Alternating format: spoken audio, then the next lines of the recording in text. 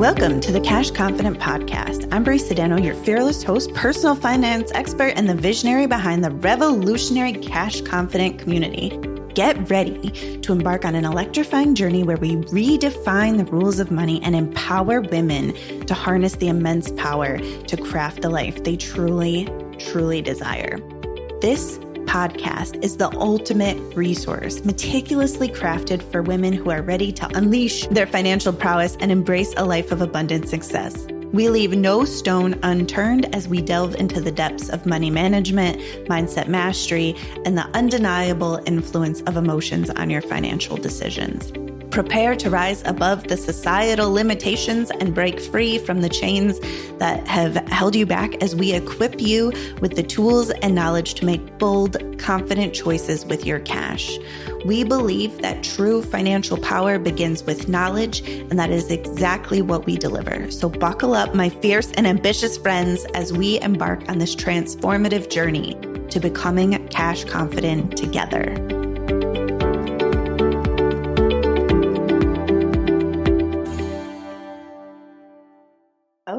Hello, everyone. Brie Sedano coming to you today on the Cash Confident Podcast. And today we are talking about 4 financial skills that you definitely want to have. And I'm going to break this down. And these are really high level skills. These are not like nitty gritty skills, but these are kind of the big picture ways that we use money.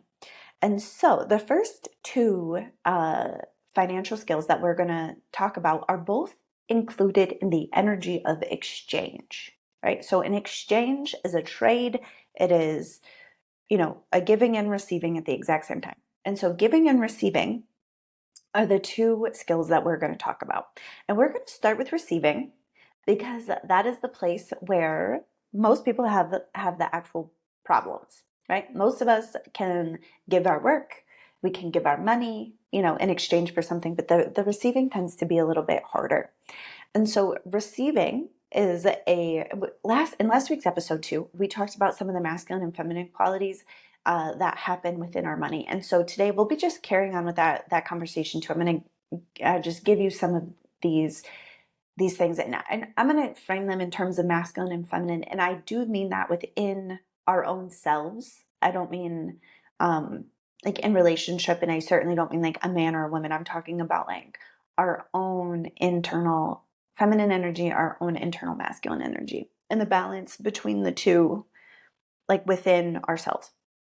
So the receiving is a feminine quality, and this is the place where we set our prices if we're working, right? This is the price where it's like, I see what I'm delivering, and this is what I expect in return. And this is the place where sometimes, I don't know, we feel like we don't deserve it, or we feel like it's unrealistic, or we feel like, this is a place where sometimes we let other people's financial situation dictate our prices. And this works. And this happens in the W-2 world too. Like, I'm not just talking about businesses here. I've had many, many clients work for nonprofits and say, oh, well, they can't afford to pay me more. And that's like, we're putting other people's money junk on us and our ceilings, right? And so our capacity to receive really is the start point for our capacity to give, right? Like you can't spend money that you don't have. I mean, you can on credit, I guess, but like if you don't have it to spend, you don't have it to spend. And so if you receive less, you can circulate less, right? And that's just the way that goes. So receiving money does take, I guess we'll call it some practice. It does. And some of these practices may be learning to see the value of the work that you do. Some of these practices may just be like holding a moment of silence when you say your prices, learning to negotiate, like learning to ask for the things that you want. These are on the receiving end. Then we have the more masculine side, the giving side. And so this would be the side where if you're working, this is the side where you're showing up and you're doing a job. You're giving your time, your attention, your talents, your skills toward the effort of essentially somebody else. Like, like I give all of those things to my clients. And if I worked, at McDonald's, I would be giving my time, attention, and efforts, in the exact same way. And so when we are both giving fully and receiving fully, we're going to be in a state of expansion, right? So if I am fully seeing all of the value that I bring to the table and I'm showing up in my work, whatever work that is, full out, like all in, doing my best, uh, serving at the highest level that I can serve, and then I'm receiving the fullness, I'm receiving the price, the fullness, that's going to put me on a trajectory of like an upward spiral, right? Because I'm going to be giving fully, I'm going to be receiving fully. That's going to give me time, space, energy to potentially hire the help that I need in the house or in the business. It moves me in an upward spiral. If those things are imbalanced, that spiral gets real wonky. So let's say I'm really giving a lot, but I'm not letting myself fully receive. What ends up happening over time, I get more and more depleted. This is where people get like a little busy, broken, exhausted, right? Like, so some of my prior episodes, we talk about that cycle of busy, broken, exhausted. So if I'm not willing to let myself receive fully, and I still give fully, I will take out of my own energy stores for a period of time until I cannot do that. And that's generally when people get sick, like there's a whole, adrenal fatigue, right? Burnout, like these places where we're so taxed, we're so exhausted from giving that then our capacity to give diminishes, right? So we can see that if we're out of balance, we can take from ourselves for a minute, and then once those energy stores are gone, then our capacity to give also gets smaller, and as our capacity to give gets smaller, then our capacity to receive will get smaller in response to that. And so same thing. And if we're receiving out of balance with our giving, we're probably not going to have our customers come back, or we're probably not, like if we're taking a salary that's much bigger than the value that we're giving, like that job's not going to last long. If we're, receiving payments from our clients and then not giving to the fullness of what they'd expected, or what we were capable of, again, we're probably not going to, that will also be a place of diminishing returns. Like it might work out for a minute, but then it's not going to work. So that exchange has to feel good. And I generally look for an exchange where both people feel like they got the better side of the deal, right? Like that's how you know you have a great exchange. And so like, look, if I go to the store and I'm taking my dollars and I'm trading them for oranges, right? Because I was hungry and I wanted an orange, I would rather have the orange than the money. That's what I'm saying. Like I'm trading that, paper currency or my coins in for some snacks, little oranges, and I feel like I got the better side of the deal. But the store already had a bazillion oranges and they were there just to, sell food. So they feel like they got the better end of the deal. And that works out. So giving and receiving, this concept happens while you're working, and it also happens while you're at the store, right? So like when you're at the store, you're picking out your goods, you are going to be giving your money to receive, the goods or services that you provide, right? Or that somebody else provides. So that's the energy of exchange. And these are the things that is my energy of giving and receiving, is that balanced? Is that growing? Is that shrinking? Those are questions you want to be thinking about for yourself, especially if you're wanting a bigger and bigger life, right? Like, and you don't always need to be having a bigger and bigger life. Sometimes that's not what our life is calling for. Sometimes that's not the thing.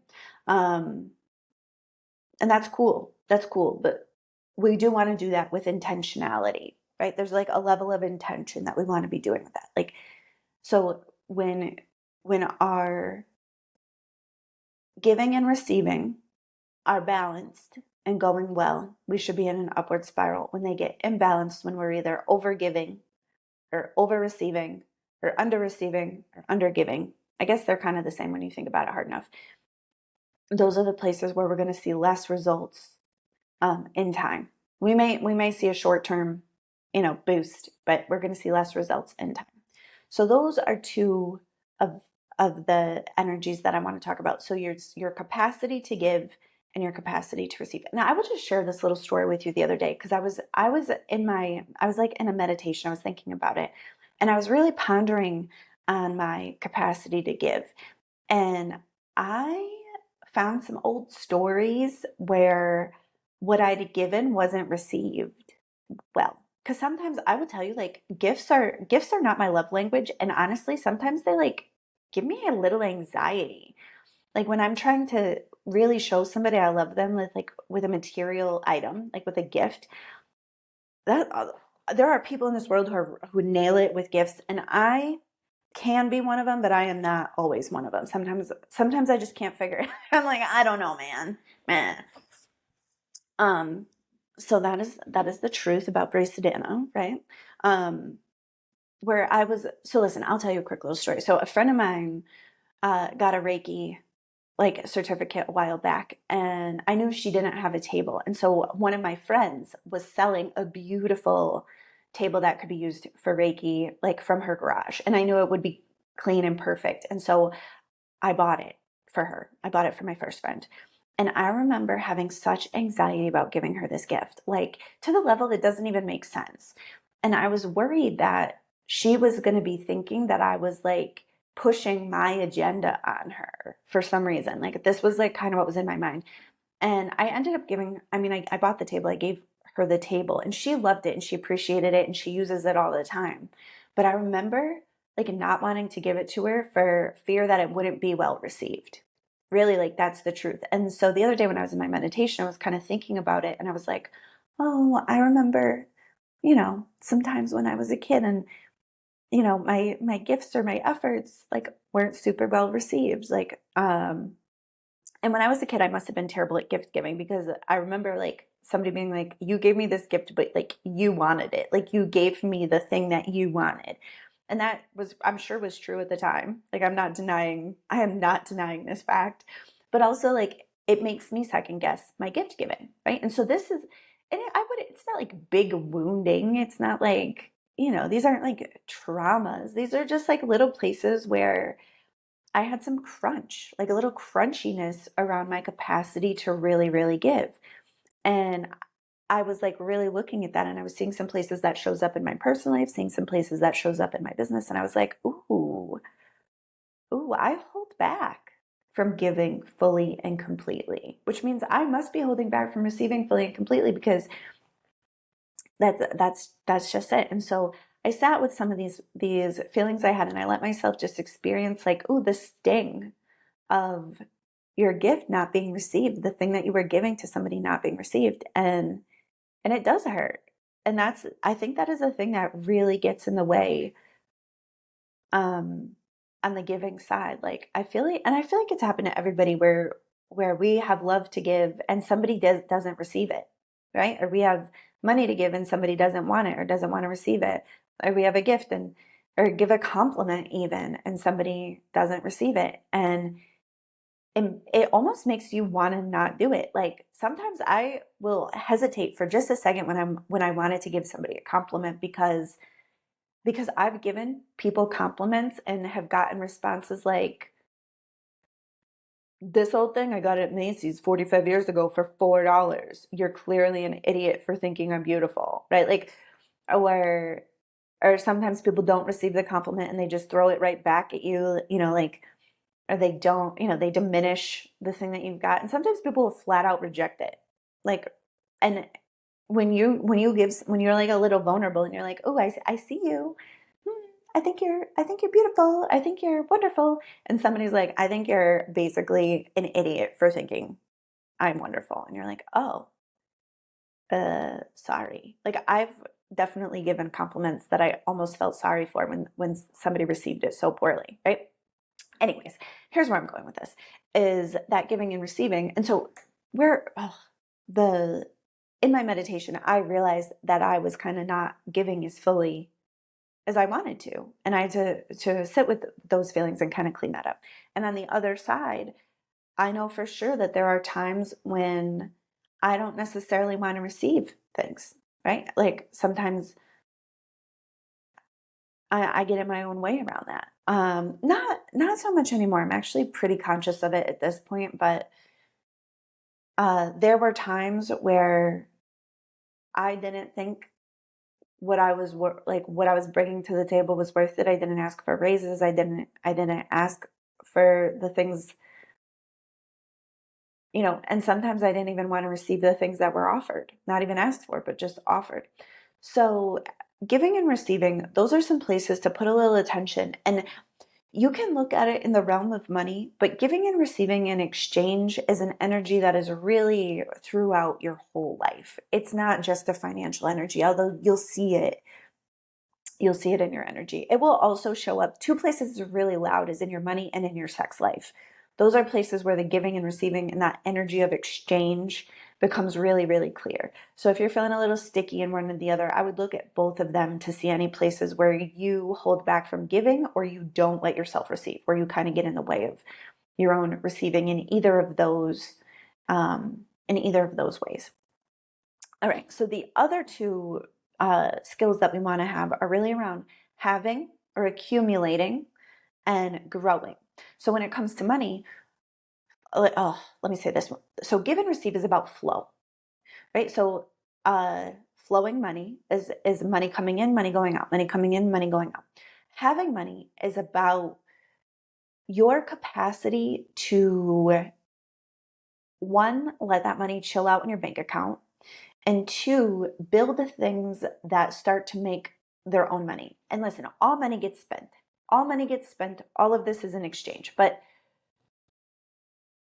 so look, if I take my money to the stock market and I buy myself some shares of ExxonMobil, for example, I'm going to trade in my money, my cash, and I'm going to buy a bit of that company. I'm going to buy myself a share of that company.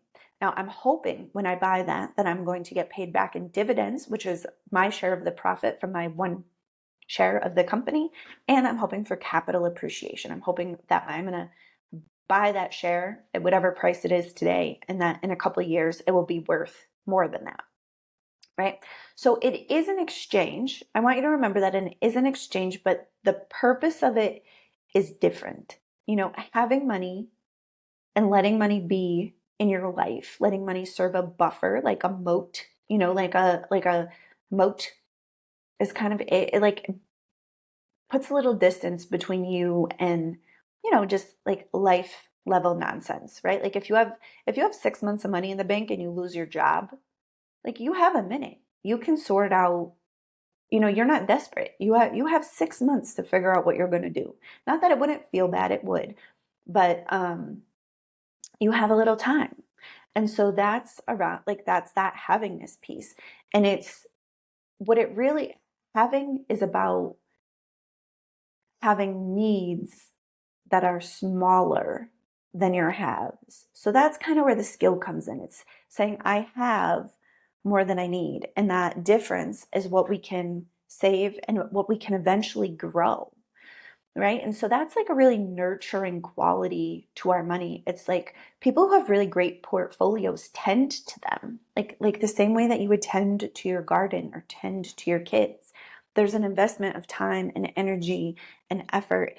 And that growing piece, that nurturing, that tending is a very feminine quality, where that accumulation and waiting and protecting and buffering is a very masculine quality.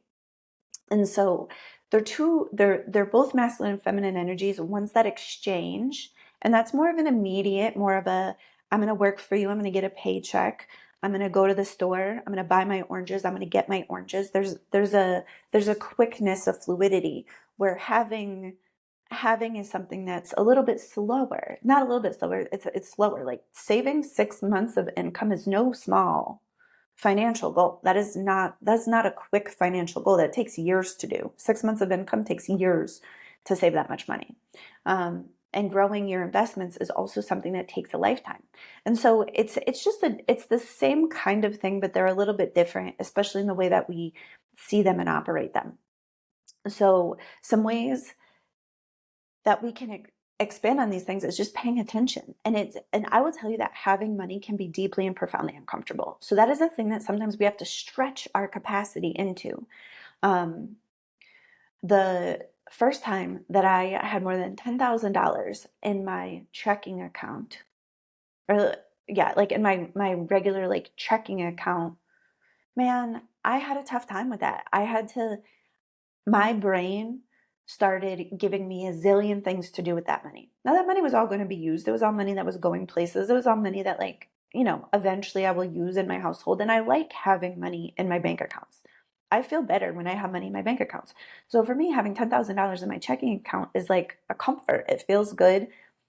Um, and I like it. But when that threshold happened and I broke my comfort zone around having, my brain was like, you could pay off this, you could do this, you could buy a new couch, you could buy new windows. That's it. Like it was coming up with 1,000 different reasons to spend that money.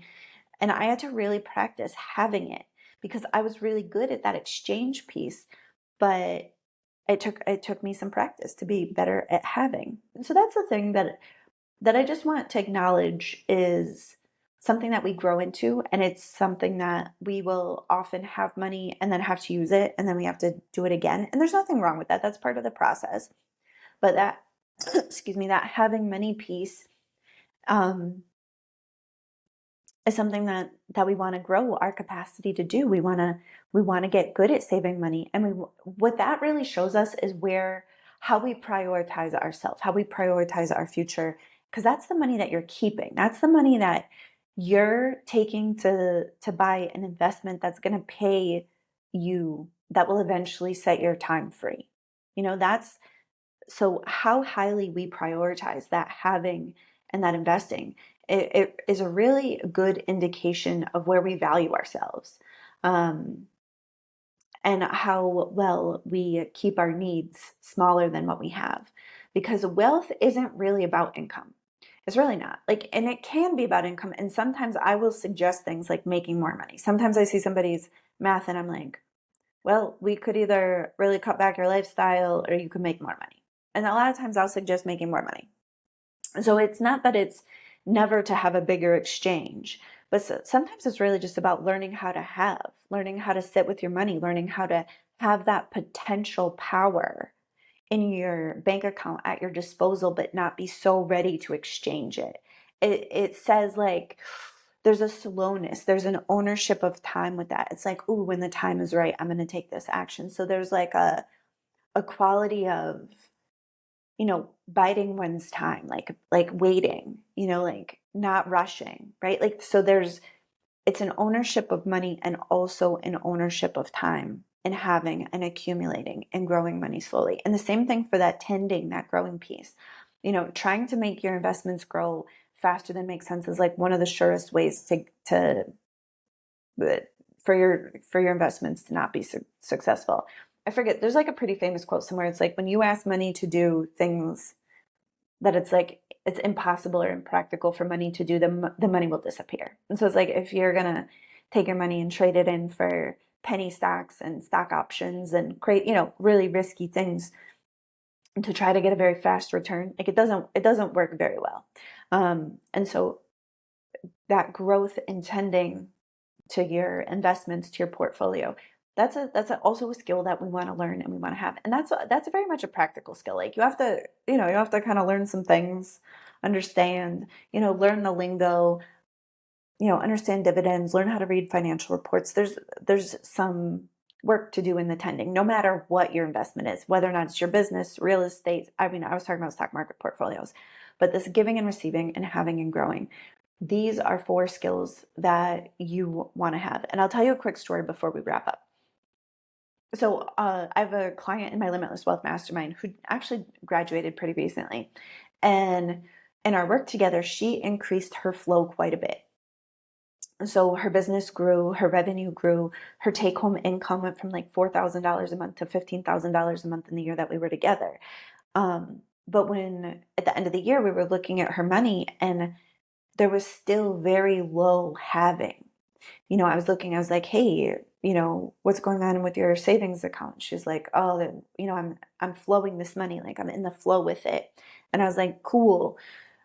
And she did a beautiful job and she had plenty of money to flow. And I was like, the next skill that you really need to learn is how to have money, because that's that next level like masculine protection with your money. It's like when your money is giving a buffer to your life. It's like, if your business has a bump, you're cushioned by that money.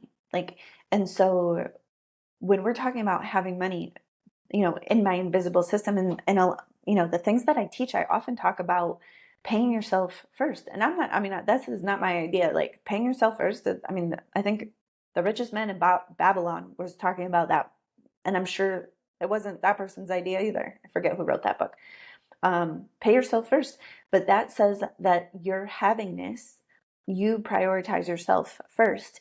And in doing that, it actually increases the size of your flow. And tending to your money carefully, makes money feel safe to show up with you. So these are some of the 4 skills that, these are really big picture things that increase your financial well-being and time. So I hope you go and you give fully and you receive fully and you have and you accumulate and you tend to your money gardens and, you grow the richest, most abundant life ever. I love you. I appreciate you. And please feel free to share my podcast with your friends and relatives and I don't know, anybody else. It was my pleasure and joy to talk with you today. Thank you for listening. If you found value in our conversation, I kindly ask you to share the show with a friend who deserves to unleash her financial power. Your feedback is so, so valuable to me. So please take a moment to leave a review. Together we can amplify the message and bring more money into the hands of good women. For ongoing guidance and unwavering support on your financial journey, I invite you to join the Cash Confident community. Visit www.cashconfident.com/join to become part of our powerful community of women where we uplift and inspire one another to reach new heights of financial success. Remember, you possess the power to shape your financial destiny. And with the Cash Confident podcast and the support of our remarkable community, you are unstoppable. Embrace your financial power, create the life you desire, and let's ignite a movement of cash confident women who are transforming the world $1, one decision at a time.